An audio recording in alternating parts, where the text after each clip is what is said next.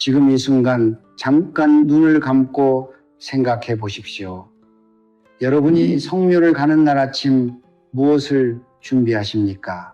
정성스럽게 씻은 과일, 직접 만든 음식, 혹은 시장에서 사온 제수 음식들, 그 음식들을 하나하나 보자기에 싸면서 여러분은 분명 이렇게 생각하셨을 것입니다. 그 정도면 조상님께서 기뻐하시겠지. 이 정도 정성이면 우리 가족을 지켜주시겠지. 그 마음 저는 압니다. 그 간절함 저는 압니다.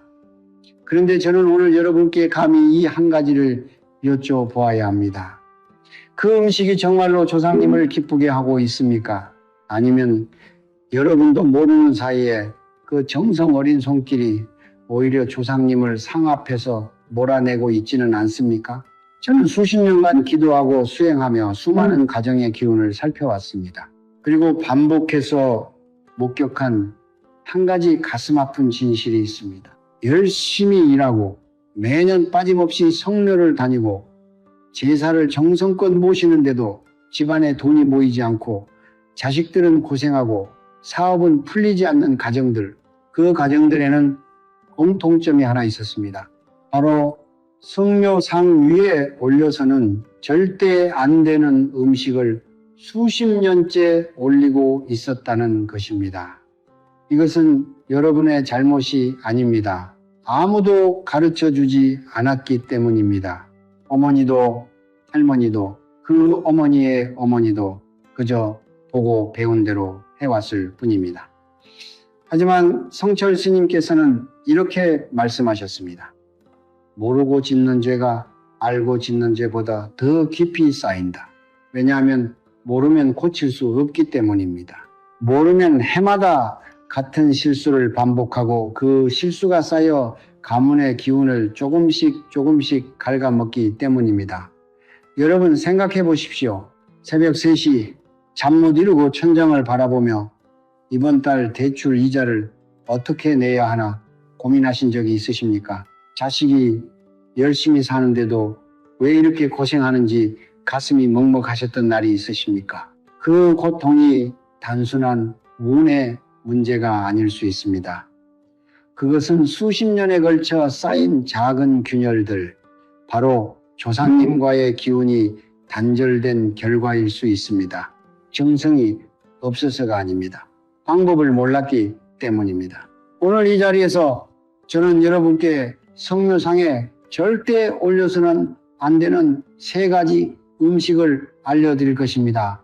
그리고 그 대신 반드시 올려야 할 3가지 음식의 깊은 의미도 함께 전해드리겠습니다. 이것은 단순한 민간 풍습이 아닙니다. 이것은 성철 스님의 가르침과 수천 년 동양 철학이 하나로 합쳐진 조상과 자손을 잇는 기운의 법칙입니다. 오늘 이 영상을 끝까지 보신다면 다음 성묘길은 지금까지와 전혀 다를 것입니다. 조상님은 비로소 상 앞에 편안히 앉으실 수 있을 것이고 그 순간부터 여러분 가정의 복문은 다시 열리기 시작할 것입니다. 재물의 기운이 흘러 들어올 것이고 자손들의 앞길에 빛이 들어올 것입니다. 정성이 곧 기운이요, 기운이 곧 복입니다. 그리고 그 복은 올바른 방법을 아는 자에게만 흘러갑니다. 지금부터 함께 그 진실을 마주하겠습니다. 저는 오랜 세월 수행하면서 한 가지 변하지 않는 진리를 깨달았습니다. 사람들은 성묘를 단순히 음식을 가져다 놓고 절을 올리는 행위라고 생각합니다. 형식을 갖추고 옷을 단정히 입고 묘 앞에 음식을 차리면 그것으로 충분하다고 여깁니다. 그러나 성철 스님께서는 이렇게 가르치셨습니다. 형식은 껍데기요, 기운이 알맹이다. 겉모습이 아무리 완벽해도 그 안에 올바른 기운이 흐르지 않으면 그것은 빈 그릇에 물을 붓는 것과 같습니다. 아무리 부어도 채워지지 않고 아무리 정성을 다해도 조상님께 닿지 않습니다. 그렇다면 올바른 기운이란 무엇입니까? 성철 스님의 가르침에는 성묘 의례를 떠받치는 3개의 기둥이 있습니다. 저는 이것을 삼합의 철학이라고 부릅니다. 첫 번째는 정성, 두 번째는 기운, 세 번째는 공간입니다. 이 세 가지가 하나로 합쳐질 때 비로소 조상님과 자손 사이의 통로가 열립니다. 하나라도 어긋나면 그 통로는 막힙니다. 그리고 통로가 막히면 복도 막히고 재물도 막히고 자손의 앞길도 막힙니다. 첫 번째, 기둥, 정성에 대해 먼저 말씀드리겠습니다. 정성이란 단순히 비싼 음식을 준비하는 것이 아닙니다. 정성이란 조상님을 진심으로 모시고자 하는 마음의 파동입니다. 성철 스님께서는 늘 이렇게 말씀하셨습니다. 마음이 먼저 도착해야 음식이 도착한 것이다. 우리가 성묘를 준비하는 그 순간부터, 손을 씻고 재료를 고르는 그 순간부터 이미 기운은 시작됩니다. 흐트러진 마음으로 준비한 음식은 아무리 화려해도 조상님께 닿지 못합니다. 반면 소박하더라도 흔들림 없는 마음으로 준비한 음식은 그 자체로 강한 기운을 품습니다. 두 번째 기둥은 기운입니다. 이 세상의 모든 것은 기운을 가지고 있습니다. 음식도 색깔도 향기도 심지어 그릇의 모양도 각자의 기운을 품고 있습니다. 조상님은 이승을 떠나 음의 세계에 계십니다. 음의 세계에 계신 분들은 양기가 강한 것에 가까이 오지 못합니다. 마치 어둠 속에 살아온 눈이 갑자기 강렬한 빛을 만나면 견디지 못하는 것처럼 말입니다. 그렇기 때문에 성묘상에 올리는 음식은 반드시 조상님의 기운과 조화를 이루어야 합니다. 음의 기운을 지닌 음식은 통로를 열고 양기가 지나치게 강한 음식은 그 통로를 닫아버립니다. 오늘 제가 알려드릴 세 가지 금기 음식은 바로 이 원리에 근거한 것입니다. 세 번째 기둥은 공간입니다. 묘는 단순한 땅이 아닙니다. 묘는 조상님의 기운이 깃들어 있는 신성한 공간입니다. 우리가 그 공간에 발을 디딜 때 우리는 이미 거대한 기운의 장 안으로 들어서는 것입니다. 그 공간에서 우리가 올리는 음식, 우리가 드리는 절, 우리가 속으로 품는 마음, 이 모든 것이 그 공간의 기운과 합쳐집니다. 올바른 음식을 올리면 그 공간의 기운이 맑아지고 조상님과 자손 사이에 에너지 다리가 튼튼하게 이어집니다. 잘못된 음식을 올리면 그 공간의 기운이 흐트러지고 다리는 끊어집니다. 다리가 끊어진 집안에는 아무리 열심히 일해도 복이 쌓이지 않습니다. 물이 새는 독에 물을 붓는 것과 같기 때문입니다. 저는 수십 년 동안 이 삼합의 원리를 가슴에 새기며 수행해 왔습니다. 그리고 이 원리를 실천한 가정들이 어떻게 바뀌었는지를 두 눈으로 목격했습니다. 오랫동안 막혀있던 사업이 풀리고 빚에 눌려있던 자식이 일어서고 오랫동안 냉랭했던 가족관계가 따뜻하게 회복되었습니다. 이것이 우연이겠습니까? 아닙니다. 이것은 기운의 법칙이 작동한 결과입니다. 성묘상은 단순한 음식상이 아닙니다. 성묘상은 조상과 자손을 잇는 에너지의 다리입니다. 그 다리가 튼튼해야 복이 흐르고 그 다리가 끊어지면 복도 끊어집니다. 이제부터 그 다리를 끊는 세 가지 음식에 대해 하나씩 낱낱이 밝혀드리겠습니다. 첫 번째는 여러분이 가장 흔하게 가장 정성스럽게 준비해 오셨던 바로 그 과일입니다. 여러분 지금 이 말을 듣고 놀라지 마십시오. 복숭아입니다. 그 달콤하고 탐스러운 복숭아, 여름이면 제철을 맞아 과일 가게마다 탐스럽게 쌓이는 그 복숭아, 어머니가 정성스럽게 깎아 접시에 담아 주시던 그 복숭아, 많은 분들이 성묘 때 가장 정성껏 준비하는 과일 중 하나가 바로 복숭아일 것입니다. 빛깔도 곱고 향도 좋고 값도 적당하고 무엇보다 조상님께서 살아계실 때 좋아하셨다는 기억으로 가져가시는 분들도 많습니다. 그러나 저는 오늘 이 자리에서 분명히 말씀드려야 합니다.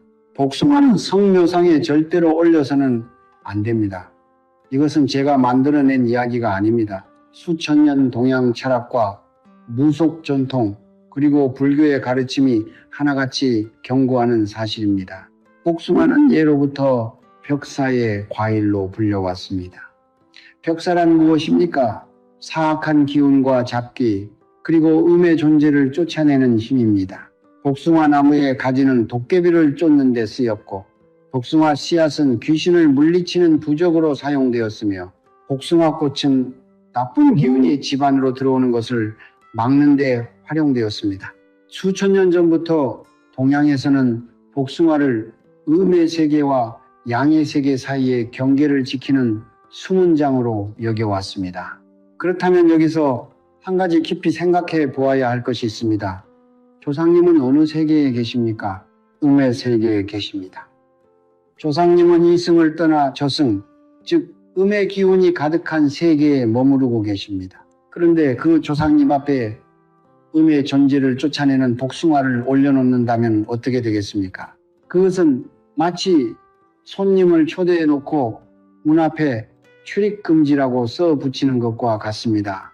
조상님은 그 상 앞에 앉으실 수가 없습니다. 아무리 마음이 있으셔도, 아무리 자손을 사랑하셔도 복숭아가 뿜어내는 강렬한 벽사의 기운 앞에서는 가까이 오실 수가 없습니다. 저는 실제로 이런 가정을 본 적이 있습니다. 경상도의 한 집안 이야기입니다. 3대째 내려오는 그 집안은 할아버지 때부터 매년 성묘 때마다 복숭아를 빠뜨리지 않았습니다. 할아버지께서 복숭아를 유독 좋아하셨다는 이유에서였습니다. 그런데 그 집안은 대대로 사업이 뜻대로 풀리지 않았습니다. 아버지 대에서도 아들 대에서도 손자 대에서도 무언가 잘 되려 하면 꼭 중간에 막히는 일이 생겼습니다. 계약이 성사될 듯 하다가 마지막 순간에 깨지고, 투자를 했다 하면 손해를 보고, 새로운 일을 시작하려 하면 예상치 못한 장애물이 나타났습니다. 가족들은 그것이 운명이라고 생각했습니다. 조상 덕이 없는 집안이라고 체념했습니다. 그러나 진실은 달랐습니다. 그 집안이 3대에 걸쳐 복숭아를 성묘상에 올리는 동안 조상님은 단 한 번도 그 상 앞에 제대로 앉으시지 못했습니다. 조상님과 자손 사이의 기운의 통로는 매년 성묘를 할 때마다 오히려 더 단단히 닫혀왔던 것입니다. 정성이 없어서가 아니었습니다. 모르고 한 행동이 수십 년 동안 쌓여 가문의 복주를 끊어온 것이었습니다. 성철 스님께서는 이런 말씀을 하셨습니다. 모르는 정성은 정성이 아니요 아는 정성이 진정한 공양이다. 아무리 비싼 음식을 가져다 놓아도, 아무리 긴 시간 절을 올려도 그 음식이 조상님을 쫓아내는 것이라면 그것은 공양이 아닙니다. 그것은 해마다 반복되는 실수일 뿐입니다. 여러분, 지금 이 순간부터 복숭아는 성묘상에서 내려놓으십시오. 조상님께서 살아계실 때 좋아하셨다 하더라도 돌아가신 후에는 다른 법칙이 작용합니다. 이승의 법칙과 저승의 법칙은 다릅니다. 그리고 우리가 조상님을 진정으로 사랑한다면 그 다른 법칙을 이해하고 따르는 것이 진정한 효도입니다. 복숭아를 내려놓는 순간 그 자리에 비로소 조상님이 앉으실 수 있습니다. 조상님이 앉으시는 순간 막혀있던 복문이 열리기 시작합니다. 그것이 기운의 법칙입니다. 그런데 많은 분들이 복숭아보다 더 자주, 더 당연하게 성묘상에 올리는 두 번째 금기 음식이 있습니다. 그것은 여러분의 어머니가, 할머니가, 그리고 그 위 세대까지 아무 의심 없이 올려왔던 바로 그것입니다. 여러분, 잠시 기억을 더듬어 보십시오. 어린 시절 이사를 가던 날 어머니께서 팥죽을 쑤어 집안 곳곳에 뿌리셨던 기억이 있으십니까? 새해 첫날 동짓날이 되면 빠지지 않고 붉은 팥죽을 끓여 대문 앞에 놓으셨던 그 모습, 또는 새 집에 들어가기 전 팥을 삶아 그 물을 문지방에 뿌리며 나쁜 기운을 쫓던 어른들의 모습, 우리는 그 광경을 보며 자랐습니다. 그리고 자연스럽게 팥은 좋은 것, 팥은 정성의 상징이라고 여기게 되었습니다. 바로 그 인식이 문제입니다. 팥은 분명 강력한 힘을 가진 식재료입니다. 그러나 그 힘의 본질을 정확히 알아야 합니다. 팥이 가진 힘은 벽사의 힘입니다. 나쁜 기운을 몰아내고 잡귀를 쫓아내고 음의 존재가 가까이 오지 못하도록 막는 강렬한 양기의 힘입니다. 수천 년 동안 동아시아 전통에서 팥이 귀하게 여겨진 이유가 바로 여기에 있습니다. 팥의 붉은색 자체가 양기의 상징이며 그 강렬한 색깔이 음의 기운을 압도하고 밀어내는 역할을 합니다. 그렇다면 여기서 다시 한번 깊이 생각해 보아야 합니다. 성묘상은 누구를 위한 상입니까? 조상님을 위한 상입니다. 그리고 조상님은 음의 세계에 계십니다. 그런데 음의 존재를 쫓아내는 팥을 조상님 앞에 올려놓는다면 어떻게 되겠습니까? 그것은 조상님을 향해 오지 마십시오 라고 외치는 것과 다름없습니다. 팥이 들어간 음식, 팥떡, 시루떡, 팥앙금이 들어간 모든 음식은 성묘상 위에서 조상님을 향해 보이지 않는 불꽃을 내뿜고 있는 것입니다. 그 불꽃 앞에서 조상님은 앞으로 나아오실 수가 없습니다. 저는 이것을 처음 깨달았을 때 얼마나 가슴이 먹먹했는지 모릅니다. 수많은 가정에서 가장 정성스러운 음식이라 여기며 올리는 시루떡, 팥떡이 오히려 조상님을 상 앞에서 밀어내고 있었던 것입니다. 어머니는 새벽 4시에 일어나 직접 팥을 불려 시루떡을 만들었습니다. 그 손길에 담긴 정성은 하늘도 알 것입니다. 그러나 안타깝게도 그 정성은 조상님께 닿지 못했습니다. 팥이 만들어낸 벽사의 장벽이 그 정성을 가로막고 있었기 때문입니다. 전라도의 한 집안 이야기를 들려드리겠습니다. 그 집안의 며느리는 시어머니로부터 전해 내려오는 방식대로 매년 성묘 때 직접 시루떡을 만들어 갔습니다. 정성이 대단한 분이었습니다. 재료를 고를 때도 가장 좋은 것만 골랐고 전날 밤부터 준비를 시작했습니다. 그런데 그 집안은 이상하게도 돈이 모이지 않았습니다. 남편은 성실하게 일했고 아이들도 공부를 열심히 했지만 무언가 잘 되려 할 때마다 예상치 못한 지출이 생기고 모아둔 돈이 어디론가 새어나갔습니다. 가족들은 절약을 더 해야 한다고, 더 열심히 살아야 한다고 다짐했지만 상황은 나아지지 않았습니다. 그러다 우연한 계기로 저와 이야기를 나누게 되었고 성묘상에 무엇을 올리는지 여쭤보았습니다. 시루떡이라는 대답을 들었을 때 저는 즉시 그 원인을 알 수 있었습니다. 그 며느리는 3년 동안 매년 성묘 때마다 조상님을 향해 팥의 불꽃을 내뿜고 있었던 것입니다. 조상님과 자손 사이의 재물 통로는 매년 더 단단히 막혀왔고 아무리 열심히 벌어도 그 돈이 어디론가 빠져나가는 현상이 반복되었던 것입니다. 성철 스님께서는 음양의 조화에 대해 이렇게 가르치셨습니다. 양이 과하면 음이 물러나고 음이 물러나면 균형이 깨진다. 균형이 깨진 자리에는 복이 머물지 못한다. 팥의 강렬한 양기는 일상의 공간에서는 나쁜 기운을 쫓는 훌륭한 도구입니다. 그러나 조상님을 모시는 신성한 자리에서는 그 힘이 오히려 독이 됩니다. 이것이 바로 같은 재료도 쓰임새에 따라 약이 되기도 하고 독이 되기도 한다는 진리입니다. 팥이 들어간 모든 음식을 성묘상에서 내려놓으십시오. 시루떡도 팥떡도 팥이 들어간 경단도 팥앙금이 들어간 그 어떤 음식도 올려서는 안 됩니다.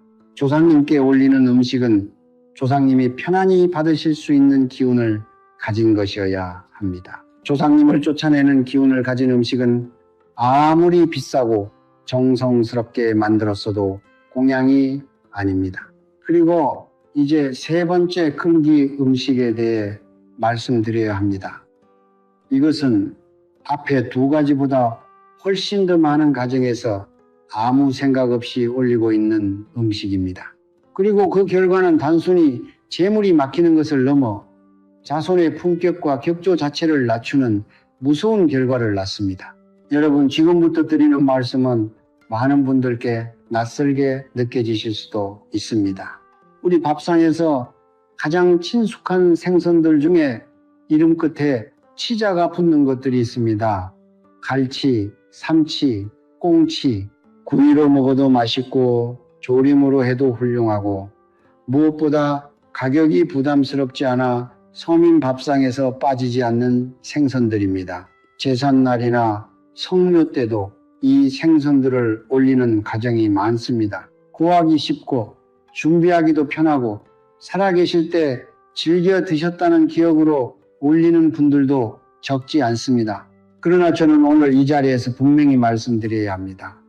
치자로 끝나는 생선은 조상님 상에 올려서는 절대로 안 됩니다. 이것은 단순한 미신이 아닙니다.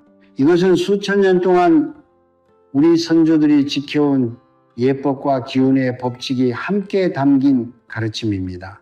옛 문헌과 전통 예법서에는 제향에 올릴 수 있는 음식의 격을 엄격하게 구분했습니다. 그 기준 중 하나가 바로 생선의 품격이었습니다. 치자로 끝나는 생선들은 오래전부터 격이 낮은 생선으로 분류되었습니다. 귀한 손님을 모시는 자리, 높은 어른을 공경하는 자리에는 올리지 않는 것이 예의였습니다. 여기서 우리는 깊이 생각해 보아야 합니다. 조상님은 어떤 분들이십니까? 우리를 이 세상에 존재하게 해주신 분들입니다. 우리의 뿌리이시고 우리 가문의 근본이십니다. 그 조상님 앞에 격이 낮은 생선을 올린다는 것은 무엇을 의미합니까? 그것은 단순히 음식 하나를 잘못 선택한 것이 아닙니다. 그것은 조상님을 대하는 우리의 마음의 격이 낮다는 것을 기운으로 표현하는 행위입니다. 조상님은 그것을 느끼십니다. 말씀은 못하셔도 그 기운은 고스란히 받아들이십니다. 성철 스님께서는 이런 말씀을 하셨습니다. 조상을 대하는 격이 곧 자손의 격이다. 낮은 격으로 조상을 모시는 자손은 스스로 자신의 격을 낮추는 것이다. 이 말씀의 의미를 곱씹어 보십시오. 우리가 조상님께 격이 낮은 음식을 올릴 때 우리는 단순히 조상님을 홀대하는 것이 아닙니다. 우리 자신의 품격을 스스로 깎아내리는 것입니다. 그리고 그 낮아진 품격은 기운으로 우리 삶 전체에 스며듭니다. 기운의 세계에서는 모든 것이 연결되어 있습니다. 조상님 상 위의 치, 자, 생선이 뿜어내는 낮은 격의 기운은 그 자리에서 끝나지 않습니다. 그것은 우리 가정 전체의 기운에 영향을 미칩니다. 직장에서 승진이 될 듯 하다가 막히고 사업에서 계약이 성사될 듯 하다가 무산되고 좋은 인연이 생길 듯 하다가 어긋나는 일들, 이런 일들이 반복된다면 한 번쯤 성묘상을 돌아보십시오.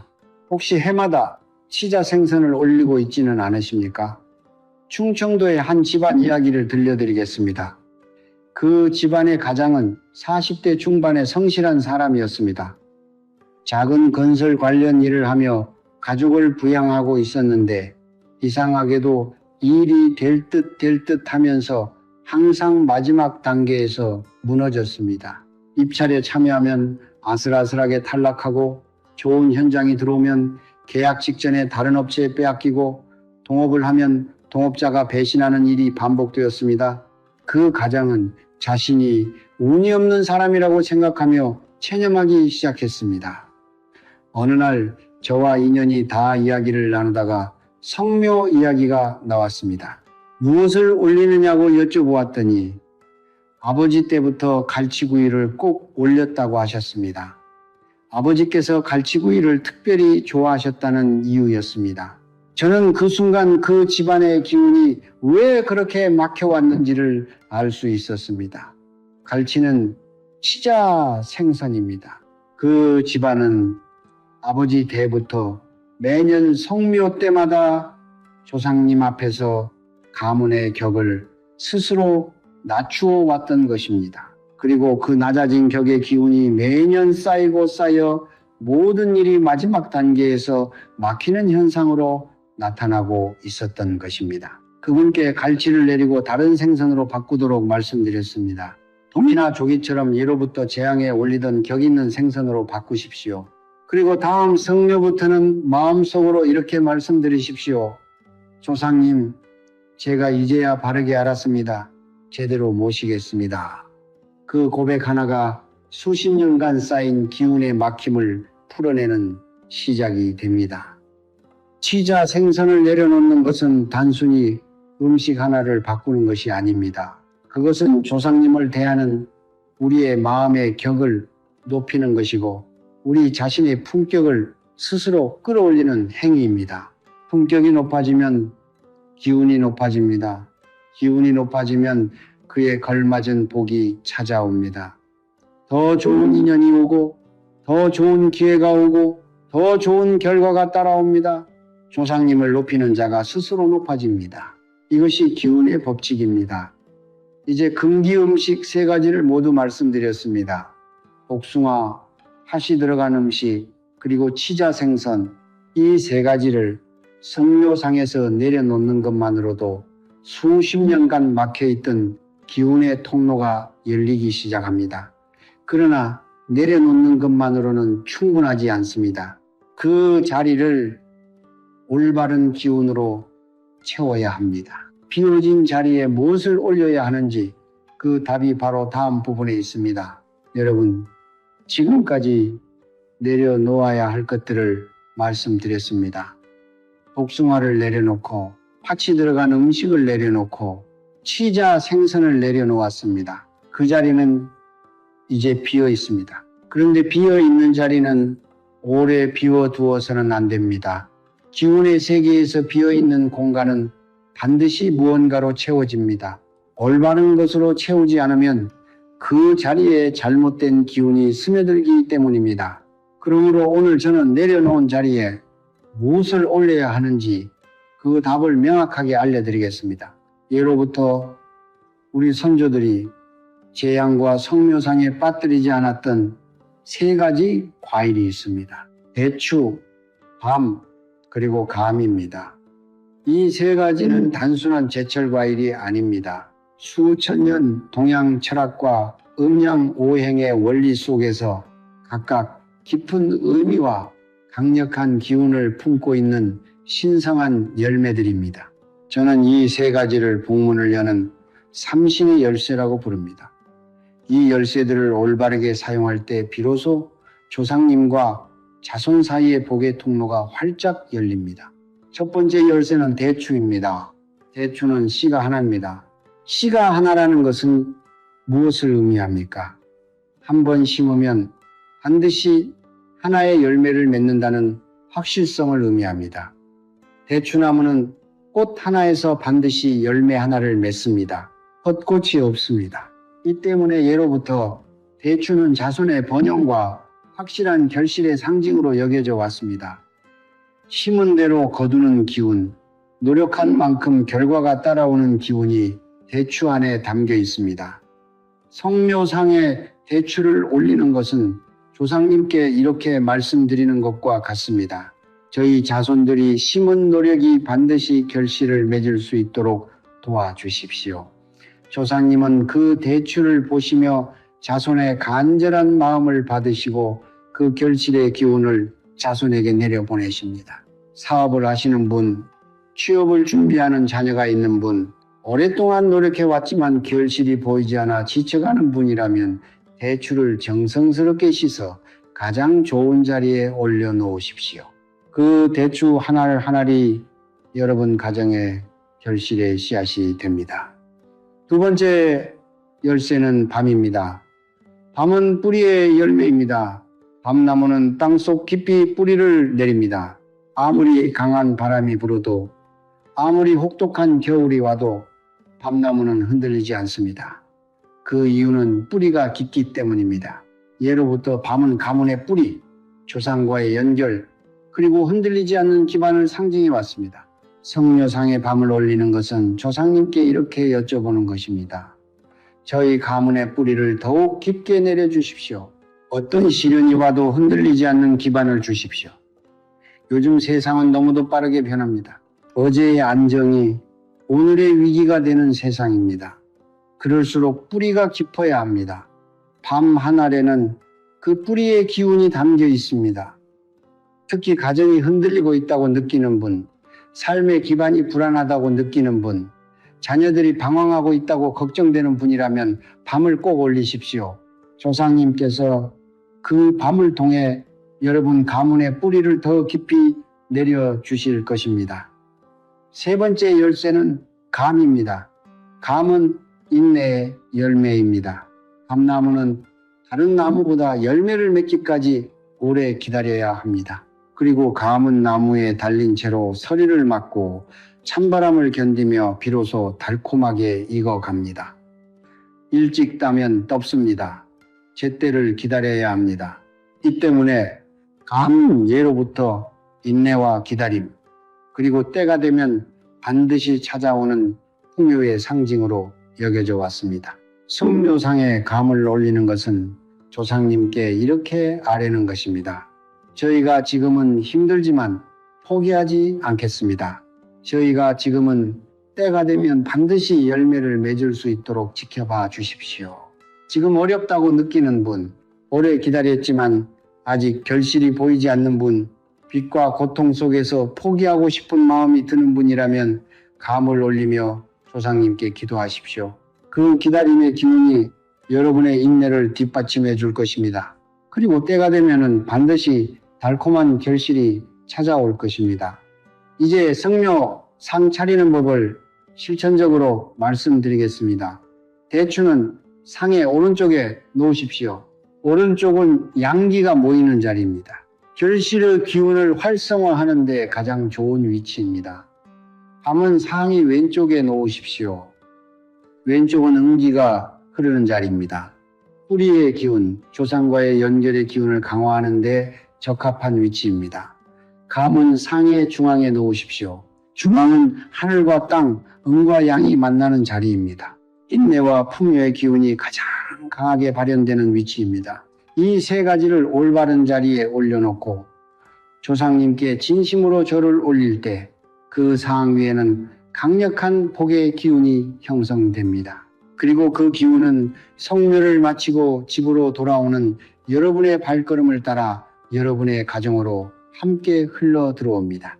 대추 한 알에 결실의 씨앗이 있고 밤 한 알에 뿌리의 힘이 있고 감 한 알에 풍요의 약속이 있습니다. 이 세 가지 열쇠를 가지고 조상님 앞에 서십시오. 조상님께서는 반드시 그 문을 열어주실 것입니다. 여러분, 오늘 우리는 함께 긴 여정을 걸어왔습니다. 복숭아를 내려놓았습니다. 팥이 들어간 음식을 내려놓았습니다. 치, 자, 생선을 내려놓았습니다. 그리고 그 자리에 대추와 함과 감을 올렸습니다. 겉으로 보면 단순한 음식의 교체처럼 보일 수 있습니다. 그러나 저는 오늘 여러분께서 음식을 바꾼 것이 아니라고 말씀드리고 싶습니다. 여러분은 오늘 조상님을 대하는 마음의 방식을 바꾸셨습니다. 기운을 대하는 삶의 태도를 바꾸셨습니다. 그리고 그 변화는 단순한 음식의 교체와는 비교할 수 없을 만큼 깊고 강력한 파동을 일으킬 것입니다. 성철 스님께서는 평생 한 가지 가르침을 반복하셨습니다. 자기를 바로 봅시다. 이 짧은 한마디 안에 스님의 모든 가르침이 담겨 있습니다. 자기를 바로 본다는 것은 무엇입니까? 내가 지금 무엇을 하고 있는 것이오? 내가 지금 어떤 기운을 내뿜고 있는지, 내가 지금 조상님과 어떤 관계를 맺고 있는지를 정직하게 들여다보는 것입니다. 모르고 했던 실수를 인정하는 것입니다. 그리고 알게 된 순간부터 바르게 행동하는 것입니다. 그것이 자기를 바로 보는 것이고 그것이 진정한 수행이며 그것이 복을 부르는 첫 번째 문입니다. 저는 수십 년간 수많은 가정을 보아왔습니다. 재산이 많아도 불안한 가정이 있었습니다. 가진 것이 없어도 평안한 가정이 있었습니다. 그 차이는 어디에서 왔습니까? 재물이 많고 적음이 아니었습니다. 기운의 흐름이었습니다. 기운이 막힌 가정에서는 아무리 많은 돈이 들어와도 흘러나갔습니다. 기운이 열린 가정에서는 작은 것에서도 복이 자라났습니다. 그리고 그 기운의 흐름을 결정하는 가장 근본적인 요소 중 하나가 바로 조상님과의 관계였습니다. 조상님과의 통로가 열린 가정에는 보이지 않는 손이 함께했습니다. 위기가 와도 기이하게 빠져나갔고 기회가 오면 자연스럽게 잡을 수 있었습니다. 그것이 조상의 음덕입니다. 오늘 이 영상을 보신 여러분은 이미 그 통로를 여는 첫 번째 열쇠를 손에 쥐셨습니다. 이제 남은 것은 실천입니다.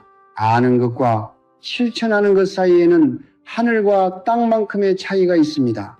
성철 스님께서는 이렇게 말씀하셨습니다. 1000번을 듣는 것보다 한 번을 행하는 것이 낫고 1000번을 행하는 것보다 한 번을 마음으로 깨닫는 것이 낫다. 오늘 여러분께서 이 영상을 통해 깨달으셨다면 다음 성묘길에 반드시 실천하십시오. 복숭아를 내려놓으십시오. 팥떡을 내려놓으십시오. 치자 생선을 내려놓으십시오.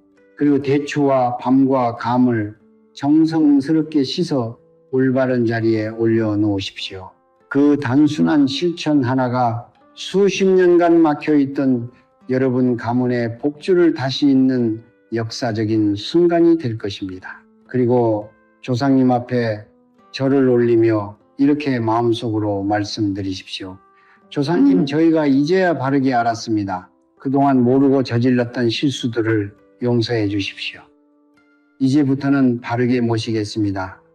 저희 가정에 건강과 평안을 주시고 재물의 기운이 막힘없이 흘러들어올 수 있도록 이 통로를 열어주십시오. 자식들의 앞길을 밝혀주시고 가족 모두가 서로 의지하며 행복하게 살아갈 수 있도록 지켜봐 주십시오. 조상님의 엄덕으로 이 집안에 웃음이 끊이지 않고 눈물보다 기쁨이 많은 날들이 이어지기를 간절히 바랍니다. 이 기도를 올리는 순간 여러분의 목소리는 단순한 소리가 아닙니다. 그것은 기운입니다. 그 기운이 조상님께 닿고 조상님께서 그 기운을 받으시는 순간 보이지 않는 복의 씨앗이 여러분 가정의 땅에 뿌려집니다.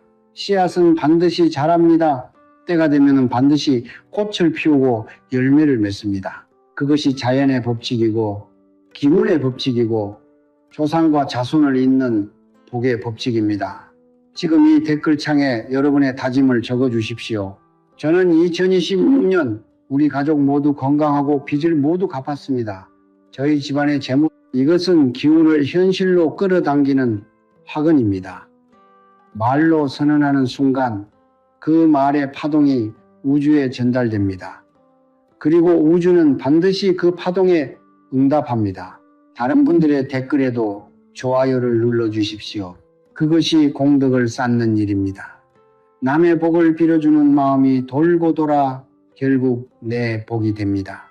이 영상이 도움이 되셨다면 가족과 이웃에게 나누어 주십시오.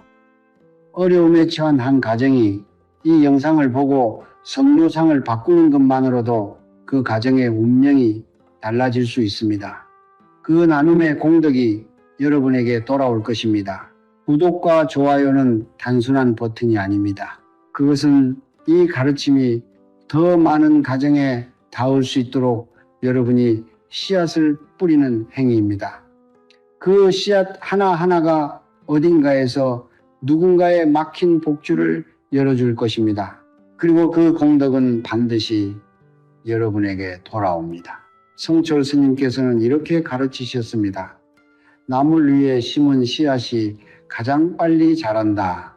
마지막으로 여러분 모두를 위해 축원을 올리겠습니다. 이 영상을 보신 모든 분들의 가정에 건강과 평안이 가득하기를 빕니다. 오랫동안 막혀있던 재물의 기운이 이제부터 시원하게 흘러들어오기를 빕니다. 애쓰고 고생하는 자식들의 앞길에 빛이 열리기를 빕니다. 쌓여있던 빚의 무게가 가벼워지고 걱정으로 지새운 밤들이 평안한 잠으로 바뀌기를 빕니다. 조상님의 음덕이 이 가정, 저 가정에 고루내려 이 땅의 모든 가족이 서로 웃으며 살아가기를 간절히 빕니다. 정성이 곧 기운이요, 기운이 곧 복입니다. 그 복이 오늘부터 여러분의 것입니다. 성불하십시오.